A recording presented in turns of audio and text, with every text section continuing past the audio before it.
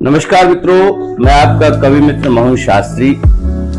किसी कवि ने बहुत सुंदर कहा कि जननी जने तो भक्त जन, कह दाता के सूर, नहीं तो जननी बांध रहे, काहे गंवाए नूर। आज मेरा आना हुआ है हमारे बड़े भाई श्री भूपेंद्र सिंह कालीरमन जी के सानिध्य में। और आपको वैसे कौन नहीं जानता, पूरा देश आप पर गर्व करता है। आप अपने समय के बहुत ही बेहतरीन खिलाड़ी रहे हैं और आपने एशियाड 2002 और 2006 में 4x4 रिले रेस में रजत पदक प्राप्त किया है। भाई साहब, आपका हार्दिक अभिनंदन है, आपका स्वागत है। धन्यवाद। बहुत दिनों से इच्छा थी कि भाई साहब से समय मिले, लेकिन भाई साहब की अपनी व्यस्तताएं हैं। आपका विचार मंथन पेज और विचार मंथन यूट्यूब चैनल पर हार्दिक अभिनंदन। भूपेंद्र भाई, थोड़ा सा अपना परिचय, हालांकि परिचय की आवश्यकता नहीं है, लेकिन थोड़ा सा परिचय देंगे, उसके बाद हम और आगे बात करेंगे जी। सभी को नमस्कार। मोहन शास्त्री जी के यूट्यूब चैनल के सभी श्रोताओं, सभी दर्शकों, आपका मैं स्वागत करता हूं इस चैनल पे। आपको नमस्कार करता हूं, प्रणाम करता हूं जी भाई साहब। और शास्त्री जी, आपका स्वागत है। धन्यवाद। तो मेरा नाम भूपेंद्र सिंह है, पूरा नाम भूपेंद्र सिंह कालीरमन जी। गांव अटाली, तहसील बल्लभगढ़, जिला फरीदाबाद, हरियाणा का मैं निवासी हूँ जी। और वर्तमान में मैं सेक्टर 2 फरीदाबाद में रहता हूँ, निवास कर रहे हैं। हाँ जी। वहाँ कोच मिले मुझे सरदार हरबंस सिंह। हाँ जी। तो वो हमारे ग्रुप के कोच हुआ करते थे, 400 मीटर मैन के जी। और सुपरविजन जो था उस ग्रुप के ऊपर सारा ओवरऑल सुपरविजन होता था, रशियन कोच होता था यूरी। अच्छा अच्छा। हाँ जी, वो हमारा सारा टोटल सुपरविजन करता था। बाकी जो वैसे हमारी कोचिंग सरदार हरबंस सिंह करवाते थे। हरबंस सिंह, हाँ जी जी। तो 2002 में एशियन गेम होना था। अच्छा। तो मैंने तो जो कैंप में गया था, मैं तो गया ही कैंप में टारगेट वो करके गया। हाँ, मन में था। जो कैंप की लिस्ट निकली थी ना, चलो उसमें लिखा हुआ था अच्छा, ये कोचिंग कैंप जो है एशियन गेम 2002 वर्ल्ड चैंपियनशिप इनके लिए तैयार हो रहा है। तो टारगेट है एशियन गेम खेलना है। जी। तो 2002 के मई में, हाँ, जब दोबारा से सीजन स्टार्ट हुआ जी, 2002 के मई में पहला कंपटीशन हुआ जी, नेशनल का दिल्ली में, वही नेशनल सर्किट मीट जो थी। अच्छा। और उसको मैं 400 मीटर के उस समय के सारे हम धुरंधर जितने भी थे सारे दौड़े और उसको मैं जीता 46.11 सेकंड में। अच्छा, यानी फिर से दोबारा से 1.25 सेकंड का फर्क आ गया, इम्प्रूवमेंट अगले 7-8 महीने में। बहुत। हाँ जी। और पहला सर्किट मीट में यहाँ पे जीता दिल्ली में, फिर दूसरी थी बेंगलोर में जी, वहां जीता, तीसरी थी चेन्नई में, वहां जीता। इतने में नजर में आ गए होंगे सबके। तो ये हो गया कि भाई सर्टिफाई हो गया कि एक आइडेंटिफाई हो गया कि भाई ये निकल रहा बच्चा, ये हो गया जी। फिर उसके बाद उसी साल से एशिया के अंदर Asian grand prix series start हुई थी जी। आदरणीय कलमाडी जी उस टाइम एशियन एथलेटिक्स के प्रेसिडेंट हुआ करते थे जी। तो उन्होंने शुरू की थी सुरेश कलमाडी और डॉक्टर ललित भनौत जो एथलेटिक फेडरेशन ऑफ इंडिया के जी सेक्रेटरी रहे हैं जी। उन लोगों की सोच थी वो एक्चुअली एशियन ग्रैंड प्रिक्स को शुरू करवाना जी। तो एशियन ग्रैंड प्रिक्स शुरू करवाई, उसमें मैं जो है एशिया के जो टॉप राइडर थे उनके साथ दौड़ा। हैदराबाद, पहली हैदराबाद में थी जी और मैं 4th आया उसमें। अच्छा अच्छा। दूसरी थी बैंकॉक में, उसमें मैं 4th या 5th था जी। और तीसरी थी फिलीपींस में, मनीला में, उसमें भी 4th या 5th में कुछ इस टाइप से ही था जी। तो वो सीरीज सब जीते। फिर उसके बाद कैंप चला गया रशिया। अच्छा। हाँ, यहाँ गर्मियां हो गई थी, कैंप को रशिया शिफ्ट कर दिया, वहाँ तैयारियां की। फिर यहाँ पे आगे सिलेक्शन ट्रायल्स वगैरह हुए, एशियन गेम का सिलेक्शन हो गया 2002 का। तो 2002 में हम 6 लोग का सिलेक्शन हो गया एशियन गेम्स के लिए, 4x400। टाइम सबका लगभग एक जैसा ही रहा होगा, लगभग एक जैसा रहता, नेक टू नेक फाइट। अच्छा। हाँ, सेकंड टू सेकंड। तो जो एशियन गेम्स का ट्रायल था, फेडरेशन कप जो कहते हैं जिसको जी, जो एशियन गेम का ट्रायल था वो इतनी नेक टू नेक फाइट थी हमारी, वहां पे चेन्नई में था वो जी। जून महीने की बात है जी, 2002 में जी, कि पी रामचंद्रन हुआ करते थे, ओलंपियन हुए हैं 2000 सिडनी ओलंपिक के जी। तो वो दौड़े 45.66। अच्छा। हाँ। और मैं सेकंड हुआ 45.76। अच्छा। 667 मतलब 10 सेकंड का अंतर। नहीं, पॉइंट। अच्छा, पॉइंट का अंतर। हाँ, सेकंड में 10वें हिस्से का अंतर। वाह। हाँ। तो पहली बार मैं जो है 46 के नीचे 45 सेकंड में रेस दौड़ा। बहुत बढ़िया। तो फिर एशियन गेम का सिलेक्शन हो गया, तो हम 6 लोग का उसमें सिलेक्शन हुआ था। अच्छा, एक एक याद है भाई साहब। कैरियर हो रहा है ना, तो मतलब एक एक इवेंट का पूरा आपको दिमाग में वही छपा हुआ है। जब आज धन्यवाद करना चाहिए कि सारा रिव्यू हो रहा है, सारा रिव्यू हो रहा है। मैं जो है फिर हमारा सिलेक्शन हुआ 6 आदमी का। जी जी जी। परमजीत सिंह थे जिन्होंने मिल्खा सिंह का रिकॉर्ड तोड़ा। अच्छा। पी रामचंद्रन जी। मैं, एक सतवीर जी हुए हैं, अभी आजकल डिप्टी डायरेक्टर स्पोर्ट्स हैं हरियाणा में। अच्छा। हाँ, रेवाड़ी से। अच्छा अच्छा। और उस टाइम इंडियन आर्मी में हुआ करते थे जी। और जटाशंकर मिश्रा यूपी पुलिस में हैं, डीएसपी हैं। और एक के मनोज लाल जी, वो केरला से 2 थे, पी रामचंद्र और के जे मनोज लाल जी। मनोज लाल रेलवे में है। और हरियाणा से हम 2 थे, मैं और सतवीर सिंह। अच्छा। और पंजाब से परमजीत और यूपी से जटाशंकर जी। हाँ, तो वहां जाके 4 पे दौड़ना होता है। तो 6 तो 2 रिजर्व में रखे जाते हैं हीट्स दौड़ाने के लिए। तो हीट्स में तो परमजीत और जटा दौड़े थे साथ में, लेकिन फाइनल में ये निर्णय कौन करता है वहाँ? मतलब ये हमारी जो परफॉर्मेंस से 4 है, ये जो परफॉर्मेंस है, जो पहले बेस्ट 4 है जी, उनकी और कोच का जो डिसीजन होता है। अच्छा। हाँ, तो जो पूरे साल जो परफॉर्मेंस चली है ना, तो बेस्ट 4 कौन निकलते हैं उसके हिसाब। तो उसके हिसाब से मैं तो बेस्ट 2 में था। तो फिर 4 हमारे डिसाइड हुआ कि भाई पी रामचंद्रन और मनोज लाल और भूपेंद्र और सतवीर। मतलब ये 2002 के एशिया की बात है जी। और सबसे बड़ी बात यह है कि उस टाइम में सबसे छोटा था, पूरे एज में छोटे थे। हाँ, एज में सबसे छोटा था। और रामचंद्रन ने जो प्रस्ताव रख दिया कोच के सामने कि फाइनल लेग जो है, लास्ट लेग भूपेंद्र को दौड़ाना है। आज की डेट में ये हम सबसे विल पावर के अंदर सबसे तगड़ा है, सबसे तगड़ा। तो मैंने कहा मैं तो सबसे, तुम एक्सपीरियंस ना बोला एक्सपीरियंस है या नहीं है, लेकिन लास्ट लेग तेरे को दौड़ना। अच्छा अच्छा, वही हुआ।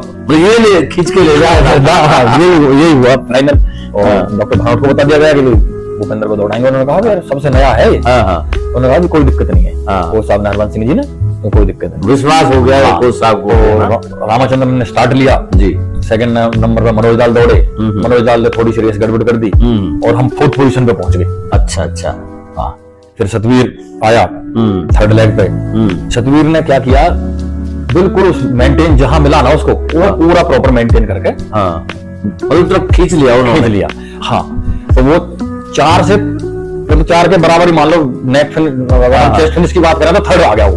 बिल्कुल नेक टू नेक आया, चौथे गए और वो 3rd कह सकते हैं कि सतवीर। फिर उसके बाद मुझे बैटन मिला और फिर मैंने जो है श्रीलंका वाले रनर को बीट करते हुए 2nd पोजीशन पहुंचा दिया। सऊदी अरेबिया 1st थी, हम 2nd थे और 3rd श्रीलंका थी। और तो भूपेंद्र वो रेस मतलब मुझे भी ध्यान है उस दौरान बड़ा एकदम से हल्ला हुआ था, बड़ा गर्व की अनुभूति होते हुए। अपना भाई है, गांव से है। उस रेस का तो मैं बता रहा हूँ, वो करियर की सबसे अच्छी रेस कह सकते हैं, क्योंकि जो श्रीलंकन रनर था जी, वो रनर सिडनी ओलंपिक्स में 44 सेकंड में दौड़ गया था। अच्छा।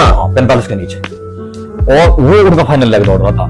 तिलक रत्ने बहुत एशिया का आज तक का हमारा सबसे बेस्ट रनर हुआ वो। अच्छा। वो उनका 4th लेग दौड़ रहा था और मेरी और तिलक रत्ने की करीब करीब 80 से 90 मीटर। अच्छा। बिल्कुल नेक टू नेक फाइट चली, मतलब बिल्कुल बराबर दौड़ रहे हैं ऐसे, बिल्कुल एक साथ ऐसे। बस ये हो गया कि इन दोनों में से कौन सा निकलेगा, कौन सा पीछे जाएगा, कौन आगे जाएगा। दौड़ते गए लास्ट के 30-40 मीटर में तिलक रत्ने जवाब दे गया और हम 2nd हो गए। वो बहुत बढ़िया। हाँ जी। तो भाई साहब यहाँ एक क्वेश्चन मेरे मन में आ रहा है कि ये हमने 2002 का एशिया जीत लिया जी, मतलब कभी ऐसा भी होता है कि भाई जो आप 4 खिलाड़ी हैं उनके बीच में कुछ ना कुछ तो आपस में खींचतान चलती होगी, 6 में जो भी। देखो, जब हम नेशनल खेलते थे जी, तो बिल्कुल स्वाभाविक है खींचतान। जब हम नेशनल खेलते थे तो कैंप के अंदर 400 मीटर के 10 से 12 लड़के होते थे। अच्छा। तो उनमें से पहले 6 में आना, फिर पहले 6 में से पहले 4 में आना, वो फाइट रहती थी हमेशा। तो वैसा कभी वैसा मनमुटाव वाली बात नहीं, ऐसा नहीं, खींचतान वाली बात नहीं। ये प्रोफेशनल जो ये खिलाड़ी के, मतलब खिलाड़ी के अंदर जो होना चाहिए वो था, एक प्रोफेशनल अप्रोच थी कि बस हाँ ये ग्राउंड में बीट करना है, बस मतलब वैसे एक दूसरे को बढ़ावा देना, वैसे एक दूसरे को बैकअप करना। जब ट्रेनिंग करते थे एक दूसरे को बैकअप करते थे, हंसी मजाक करना पूरा अच्छे से। तो कभी उन जो दूसरे देश वाले जो इस समय रहे उन लोगों से बातचीत, उनसे बात होती थी। एक श्रीलंका का प्रदीप था, काफी अच्छा दोस्त बन गया था। अच्छा। हाँ, वो भी 400 मीटर का ही था। अच्छा अच्छा। और तिलक रत्ने तो अभी श्रीलंका में जो है अब तो खैर श्रीलंका थोड़ा अनस्टेबल सा हो गया। हाँ। अदरवाइज वो एथलेटिक फेडरेशन ऑफ श्रीलंका का प्रेसिडेंट बन गया पहले प्रेसिडेंट, और मेरे साथ अभी भी जो है फेसबुक पर, इंस्टा पर वो टच में है, साथ में है, बातचीत होती है, हो जाती है, उससे हाय हेलो हो जाती है। तो इसके बाद 2006 का फिर फिर वो तो वो बन गया कि मैं फिर 2002 में मेडल आया तो सेट एथलीट हो गया, और फिर सीनियर टीम बन गई एक तरह से भाई, क्योंकि जो सीनियर थे जितने भी 2002 वाले वो सारे छोड़ के चले गए, मैं अकेला बचा उनमें से। अच्छा, 2002 वालों में से मैं अकेला बचा। हाँ, एज के हिसाब से उन लोग की एज थी, मेरी एज नहीं थी जी। 2004 के हमने ओलंपिक्स की तैयारी करी, एथेंस ओलंपिक की बड़ी तगड़ी जबरदस्त तैयारी हुई और बहुत ही फिटनेस हुई, लेकिन एक इंजरी ने ऐसा किया कि जो है मैं इंडिविजुअल क्वालिफाई करने से जस्ट जो है वो सेकंड के 10वें हिस्से से अच्छा वो चूक गया। फिर रिले की जो हमारी क्वालिफिकेशन थी उस टाइम जो इंटरनेशनल ओलंपिक कमेटी उसने रूल बनाया था कि best 16 team of the world qualify करेंगे, और हम 12वें नंबर पे पहुंच गए थे।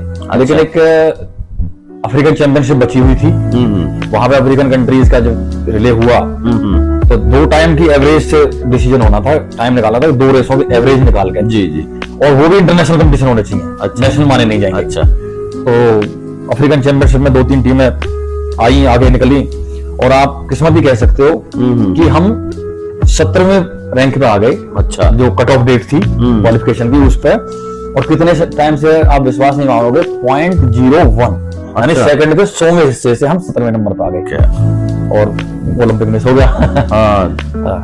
तो फिर उसके बाद 5 की एशियन चैंपियनशिप में मेडल आया, साउथ कोरिया में हुई थी 5 की एशियन चैंपियनशिप में ब्रॉन्ज मेडल आया, अपने आप को थोड़ा संभाला वापस जी, है ना, किया। ओलंपिक से बड़ा सेटबैक लगा था, इतनी मेहनत की, इतनी तैयारी की, ओलंपिक में नहीं जा पाए, लेकिन ये भी एक हिस्सा है खेल का हिस्सा है। सेटबैक से बाहर निकले जी। उसके बाद फिर तैयारी करी, 2005 में एशियन चैंपियनशिप में ब्रॉन्ज मेडल आया। फिर 2006 एशियन गेम्स की तैयारियां चल गई, पुराने लोग सारे निकल गए, नए बच्चे आ गए सारे साथ में। तो 2006 सीनियर हो गए। हाँ, मैं सीनियर बहुत था, अब टीम के अंदर मैं सीनियर हो गया। तो वहां पे फिर जो है पता लगा, हम यहाँ से 6 लोगों का सिलेक्शन हुआ था जी।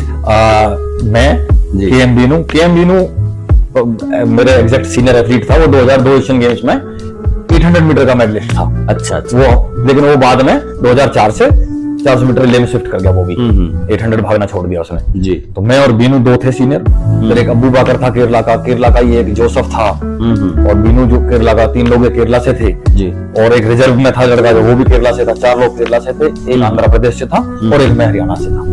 और भागने में हम 4 लोग थे, मैं, बीनू और जोसेफ और अबू बकर।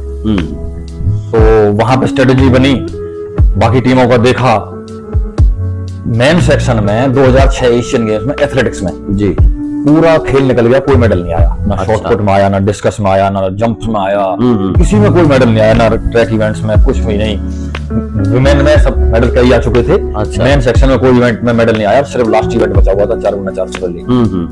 तो डॉक्टर ललित भनोट ने मेरे से पूछा कि भाई तू सबसे सीनियर है इस टीम का, क्या मानता है?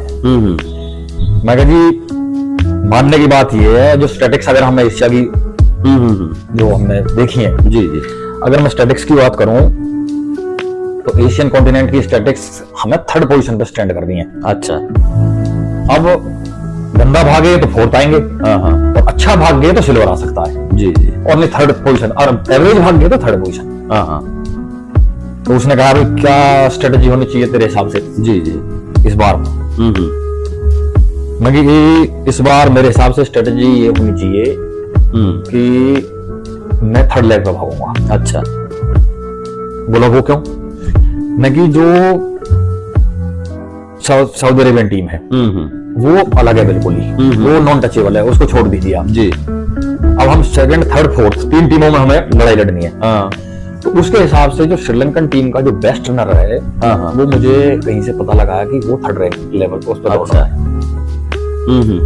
और दूसरा जो है, अगर मैं 3rd पे नहीं दौड़ता हूँ, 4th पे दौड़ता हूँ, तो हो सकता है कि पहले इतना गैप हो जाएगा वो लास्ट में कवर ही ना हो। हाँ, लेकिन बीनू जो है बराबर का ही है मेरे, और बीनू एक्सपीरियंस रनर है और 800 का रहा है, तो फिनिश अच्छी कर सकता है, तो इसको हम लास्ट में दौड़ा, लास्ट में जी। तो डॉक्टर मनोहर एग्री कर गए, ठीक, बोला ठीक है। कोच भी उस टाइम जो रशियन था वो बोला बिल्कुल एग्जैक्टली मेरी स्ट्रेटेजी ये मैच करती है ये। हाँ, तो फिर रेस हुई, बड़ी ठंड थी वहां पे तो दोहा में, तो रेगिस्तान तो ठंडा हो जाता है सर्दियों में तो कतर की बात है दोहा की जी। तो रेस हुई वहाँ, जो है शाम का टाइम था, 7:30 बज रहे थे जी, तो बड़ी ठंडी हवा चल रही। तो फिर अबू बकर ने स्टार्ट लिया और जोसेफ सेकंड पे दौड़ा, तो फिर हमारी वही पोजीशन बन गई। अच्छा, 4th वाली। अच्छा, जो पिछले में बनी थी दोनों रनर जो है हाँ उस टाइप से नहीं दौड़ पाया जितना हमें जोसेफ से उम्मीद थी, वो नहीं दौड़ पाया जी। तो हमारी फिर वही पोजीशन बन गई 4th वाली। जब मैंने बैटन लिया तो 4th पोजीशन। अच्छा, लेकिन उस दिन भी मेरी रेस इतनी अच्छी निकली कि मैंने कवर कर लिया, कवर करके 2 को कवर करके और बीनू को सेकंड नंबर पे बैटन पकड़ा दिया। मैंने 2 को बीट करके 4th से 3rd वाले को बीट किया, सेकंड वाले को बीट किया और बीनू को मैंने सेकंड पे लाके बैटन दे दिया जी। और बीनू ने मेंटेन करते हुए सेकंड पे ही हमें फिनिश करके दे दिया और वो भी सिल्वर मेडल आ गया। बहुत बढ़िया, बहुत अच्छा है, आपने देश को गौरव का अवसर दिया और प्रभु की कृपा है। नहीं बिल्कुल नहीं भाई साहब, देखो ईश्वर की कृपा तो है ही, लेकिन इंसान भी अगर कर्म नहीं करेगा तो फिर हाँ वो तो है बिल्कुल, जो है और विश्वास, आत्मविश्वास। और जबकि भूपेंद्र ने तो बचपन में ही सोच लिया था तो ये सब हो गया भाई साहब। उसके बाद जो जॉब वगैरह या वो क्या कौन से अपने अवार्ड या वो सब? हाँ जी, जॉब में शुरू हुआ। जॉब मैंने कोई 5-6 महीने तो रेलवेज में की। अच्छा, और करीब 5-6 महीने फिर उसके बाद टाटा में की। अच्छा, फिर वहां भी बदलते रहे? हाँ, ट्रैक बदलते रहे फिर उसके बाद फाइनली मैं ONGC में, अच्छा, oil and natural gas corporation, government of India जो है मिनिस्ट्री ऑफ पेट्रोलियम के अंडरटेकिंग है जी जी। तो फिर उसमें फाइनली मैं 2003 में ये अपना जो राष्ट्रपति जी अवार्ड दे रहे हैं जी, ये कौन सा अपना ध्यानचंद अवार्ड? ये ध्यानचंद अवार्ड ये अभी हमारे 17 में मिला, ये 2017 में मिला था। चलिए बहुत एक तरह से कहूँ कि हमारे क्षेत्र के लिए गर्व की अनुभूति है और आप इसका सारा क्रेडिट आपको ही जाता है।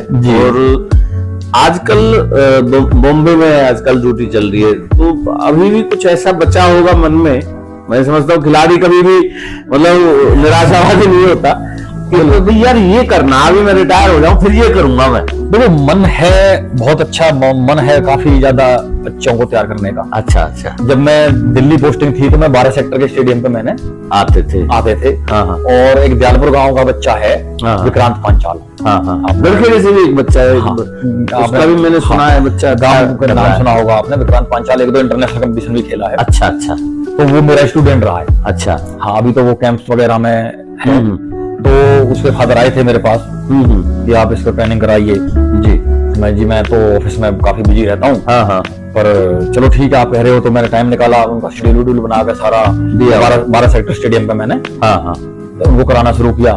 थोड़ा सा ऑफिस से जल्दी निकल जाना, इनसे कहना कि थोड़ा लेट शुरू करेंगे, उस तरह से एडजस्टमेंट सी करके जी और शुरू किया। और 1 साल की ट्रेनिंग में ही मैंने उसका 1.5 सेकंड का टाइम बढ़ा दिया, तोड़वा दिया बहुत। हाँ, उसके बाद वो जो है बच्चा अनलकीली वो भी एशियन गेम नहीं खेल पाया, है ना। मतलब अभी भी इच्छा यही है कि वो कहीं ना कहीं अभी और योगदान हमें नहीं बिल्कुल करना ये है कि भाई ट्रेनिंग करवाने के लिए अभी भी काफी जो है साथी हैं जो ट्रेनिंग करवा रहे हैं, तो वो वहां से बात कर लेते हैं कि यार शेड्यूल आप बना दो है ना, ये बच्चे हैं, इस टाइप के बच्चे हैं, मेरे पास इतनी एज है, ये वेट है, ये हाइट है और इतनी ट्रेनिंग एज है इसकी, तो उनका मैं शेड्यूल वगैरह बना कर उनको दे देता हूं। बहुत अच्छा। तो देखिए मित्रों, मैं ये समझता हूँ कि ये कुछ ऐसी स्टोरी रही आज की कि जो हम सबको जाननी चाहिए या जाननी चाहिए थी, या बहुत सारे लोग जानते होंगे, हमारे भूपेंद्र भाई से परिचित होंगे, लेकिन कहीं ना कहीं एक खिलाड़ी के रूप में जो संघर्ष एक रहा, वो पूरा संघर्ष हमने जाना। तो मैं कहता हूँ वैसे इस पॉडकास्ट के अंत में अगर बात करूं तो कोई संदेश जो आने वाले जो खिलाड़ी हैं उनके लिए क्या संदेश अपना रहेगा?